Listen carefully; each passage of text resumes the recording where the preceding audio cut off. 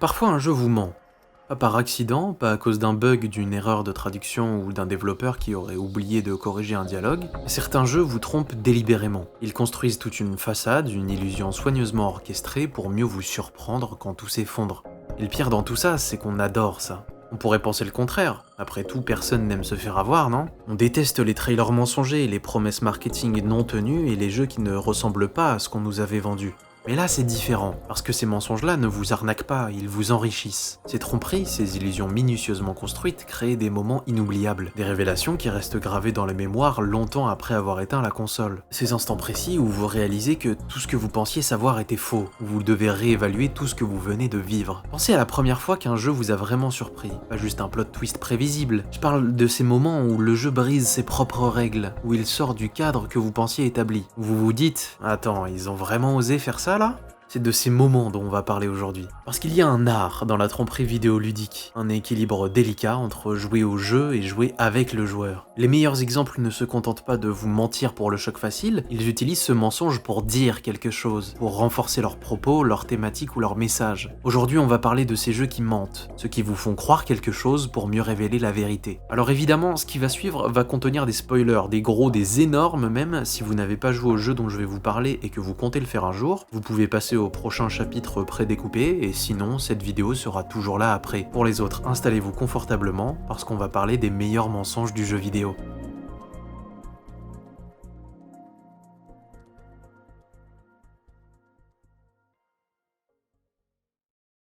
Would you kindly?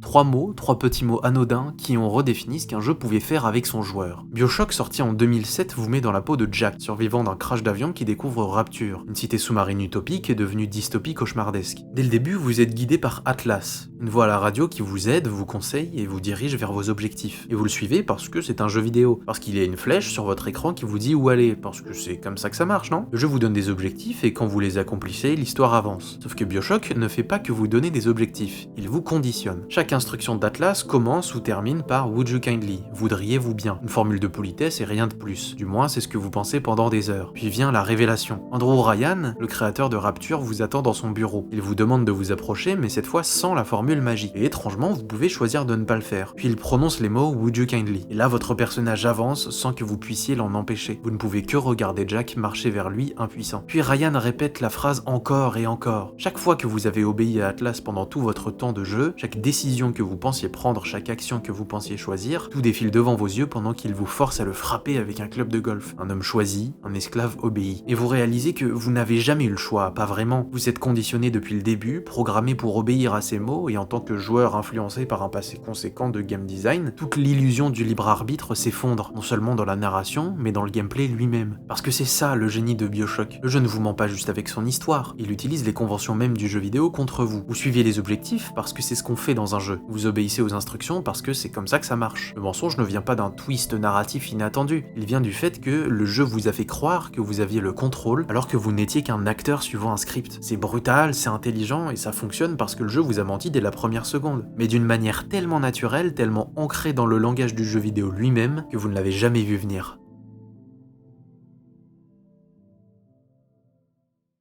Spec Ops The Line se présente comme un shooter militaire standard, couverture, tir ou élimination d'ennemis. Vous incarnez le capitaine Martin Walker, envoyé à Dubaï avec son équipe pour une mission de reconnaissance après une tempête de sable catastrophique. C'est simple, c'est direct et c'est presque héroïque en soi. Le jeu vous ment dès le pitch. Il se fait passer pour Call of Duty, pour Medal of Honor, pour tous ces jeux où vous êtes le héros américain venu sauver la situation. L'interface est familière, le gameplay est classique, tout semble normal. Mais plus vous avancez, plus quelque chose cloche. Les ordres deviennent flous, les ennemis ne sont pas toujours clairement identifiés. Vos coéquipiers commencent à remettre en question vos décisions et vous continuez quand même, parce que c'est un jeu vidéo, parce qu'il y a des objectifs à accomplir. Puis vient la scène du phosphore blanc. Vous devez franchir une zone fortement défendue. Votre seule option semble être d'utiliser un mortier au phosphore blanc sur les positions ennemies. Le jeu vous met aux commandes de ce mortier, vous visez les silhouettes blanches sur l'écran thermique, vous tirez, c'est efficace, c'est spectaculaire même d'un point de vue de jeu vidéo. Puis vous avancez vers la zone que vous venez de bombarder. Et là vous découvrez ce que vous avez vraiment fait. Les corps calcinés ne sont pas tous des soldats. Il y a des civils, des femmes, des enfants, des gens que vous vous étiez censé sauver. Le jeu vous force à marcher parmi les cadavres, à voir les conséquences de vos actions. Vos coéquipiers sont en état de choc. Mais le jeu ne s'arrête même pas là. Parce que le vrai mensonge, il est pas derrière cette scène. Le vrai mensonge, c'est que le jeu vous a fait croire que vous étiez le héros, que vous faisiez ce qu'il fallait faire, que la violence était justifiée parce que c'est comme ça que ces jeux fonctionnent. Walker s'enfonce dans la folie au fur et à mesure de l'aventure et vous avec lui. Le jeu change subtilement. Les écrans de chargement, au début plein de conseils tactiques génériques, deviennent accusateurs. Êtes-vous toujours un héros? Combien d'Américains avez-vous tué aujourd'hui? Ceci est votre faute. La fin révèle que tout ce que vous avez vécu pourrait n'être que l'hallucination de Walker, mais peu importe, parce que le jeu vous a menti sur sa vraie nature. Ce n'était pas un power fantasy militaire, c'était une critique brutale de ce genre, des constructions du shooter moderne et de l'idée même du héros militaire américain. Et en soi, le jeu ne vous a jamais vraiment menti. Il vous a juste laissé croire ce que vous vouliez croire, que vous étiez le héros, que la violence était nécessaire et que tout irait bien à la fin. Le dernier écran de chargement vous dit une phrase finale d'une manière simple mais particulièrement perçante. La vérité, c'est que vous étiez là parce que vous vouliez vous sentir comme quelque chose que vous n'êtes pas, un héros.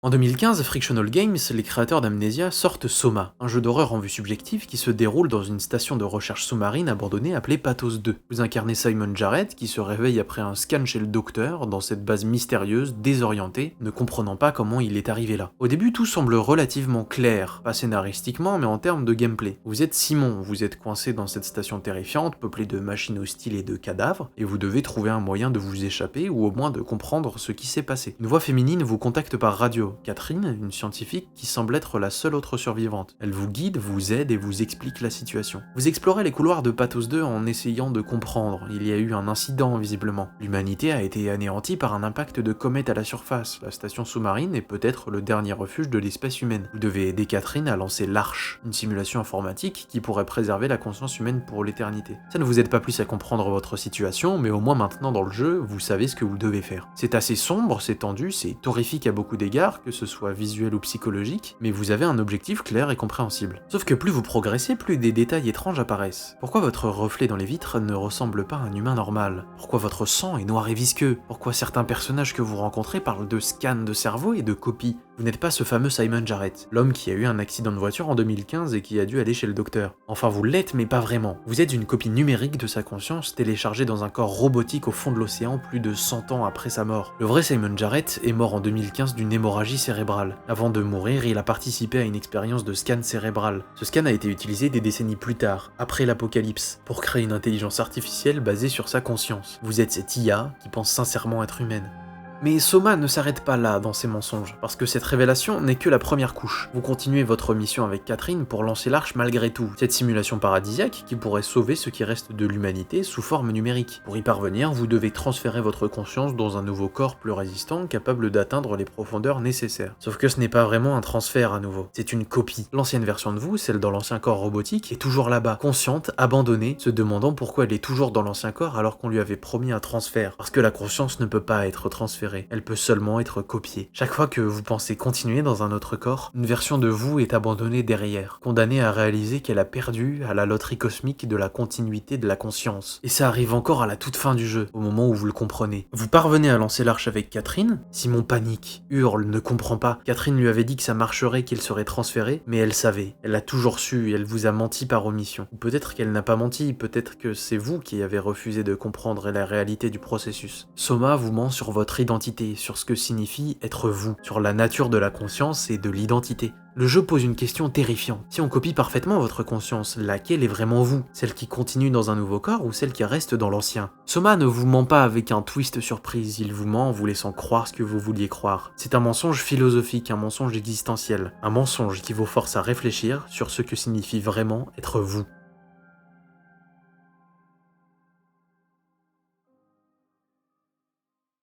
Lançons Inscription.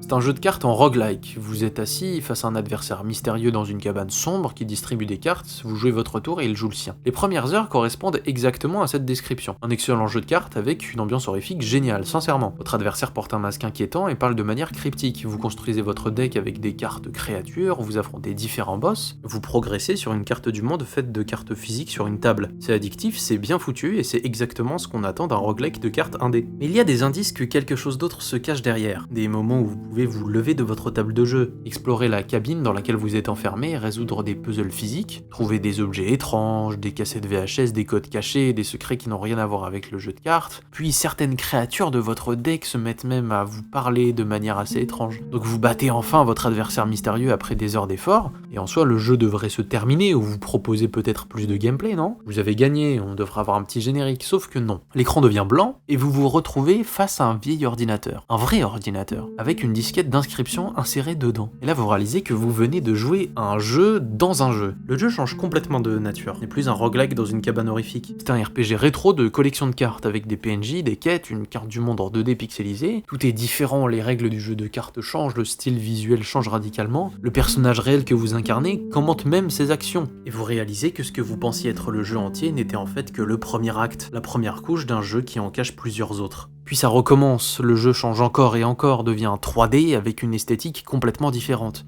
Puis il revient en 2D, mais autrement, chaque acte redéfinit ce qu'est inscription. Chaque fois que vous pensez avoir compris la nature du jeu, il vous prouve que non, il y a encore autre chose derrière. Mais le vrai mensonge n'est pas dans ces changements de gameplay, le vrai mensonge est dans la méta-narrative. Parce que Inscription n'est pas juste un jeu de cartes bizarre avec plusieurs actes. C'est un jeu qui contient des secrets que quelqu'un a essayé de cacher, un jeu qui a causé des disparitions. Des vidéos YouTube apparaissent dans le jeu, de véritables, accessibles avec des liens, des ERG cachés dans le code source, des personnages conscients d'être dans un jeu qui essaie de communiquer avec vous à travers les couches de la fiction. Des fichiers corrompus qui racontent une histoire de développeurs disparus mystérieusement, tout s'enchaîne de manière très cryptique. Vous pensiez jouer à un roguelike de cartes indé cool avec une bonne ambiance, et vous vous retrouvez dans une histoire d'horreur métafictionnelle qui brise le quatrième mur de toutes les manières possibles. Et le génie, c'est que même en sachant tout ça, le jeu continue de vous surprendre, parce qu'à chaque fois que vous pensez avoir tout vu, il ajoute une nouvelle couche, un nouveau mensonge, une nouvelle vérité cachée derrière le mensonge précédent. Inscription ne ment pas une fois, il ment constamment, en strates successives, comme un livre terrifiant de secrets et de faux semblants.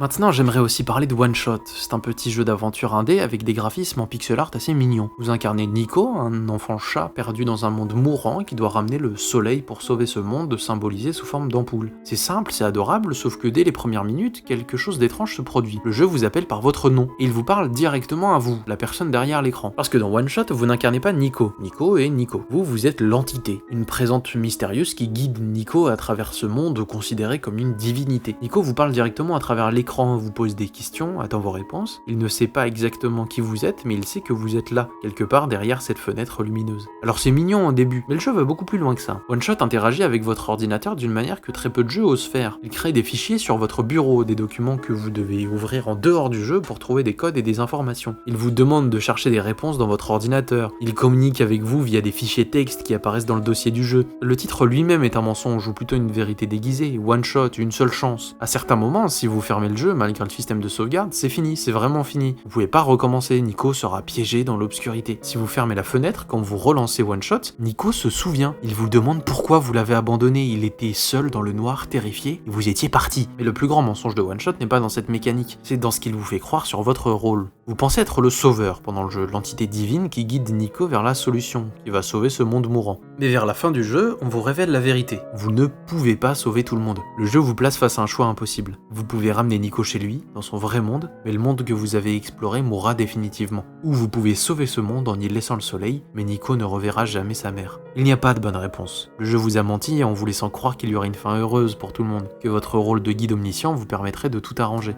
One Shot vous ment sur votre pouvoir, sur votre importance, il vous fait croire que vous êtes tout puissant, une entité divine capable de tout contrôler, mais vous n'êtes qu'un observateur avec une influence limitée. Et ce mensonge rend le jeu terriblement déchirant, parce qu'il vous force à accepter que même en sortant du cadre, même en brisant le quatrième mur, même en ayant accès à des choses que Nico ne peut pas voir, vous restez impuissant face à certaines vérités, face à certaines règles du jeu vidéo. One Shot vous ment gentiment, doucement, en vous faisant croire que vous êtes spécial, puis il vous rappelle que même vous, le joueur, avez vos limites.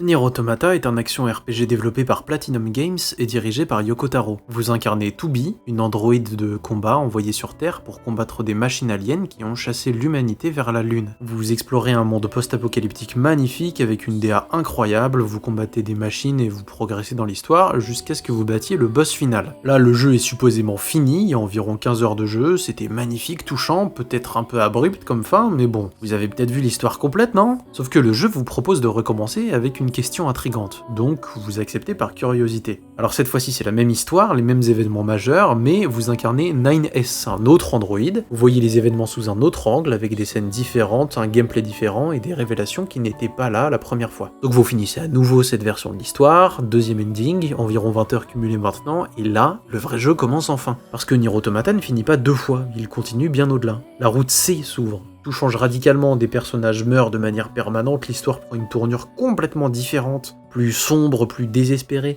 Des révélations bouleversent tout ce que vous pensiez savoir sur ce monde, les androïdes ne sont pas ce que vous pensiez, les machines non plus, l'humanité elle-même n'est pas ce qu'on vous a dit. Et vous comprenez que les premiers endings, A et B, n'étaient pas des fins du tout, c'était des chapitres, des actes d'une histoire beaucoup plus longue. Le jeu vous a menti en disant que c'était des endings et en numérotant ces moments comme des fins. Il vous a fait croire que c'était fini, que vous aviez vu l'histoire complète, ou du moins ce pan de l'histoire, mais le vrai mensonge est encore plus profond et audacieux. Parce qu'à la fin de la route C, vous devez faire un choix déchirant. Choisir entre 2 androïdes, 9S et Atu, choisir qui survit. Et ça vous donne un accès à 2 endings différents. Donc encore une fois, vous êtes obligé de choisir, vous obtenez une fin tragique, déchirante mais magnifique, et là vous regardez les premiers vrais crédits défiler tristement.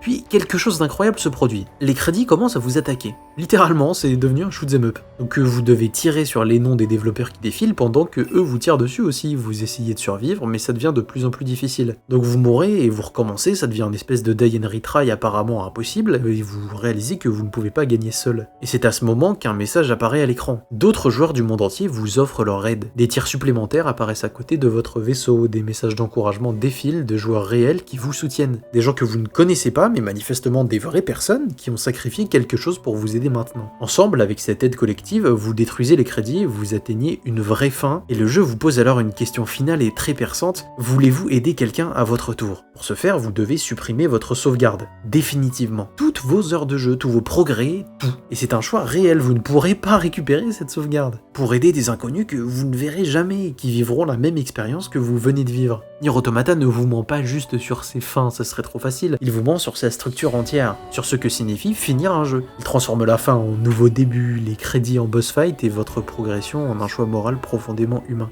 Et des millions de joueurs à travers le monde ont supprimé leur sauvegarde sans hésiter, pour aider des inconnus, parce que le jeu leur a fait croire que ce sacrifice virtuel avait du sens, qu'il créait une chaîne de solidarité réelle entre les joueurs. C'était un mensonge magnifique, un mensonge qui a créé un des moments selon moi les plus émotionnels et uniques du jeu vidéo moderne.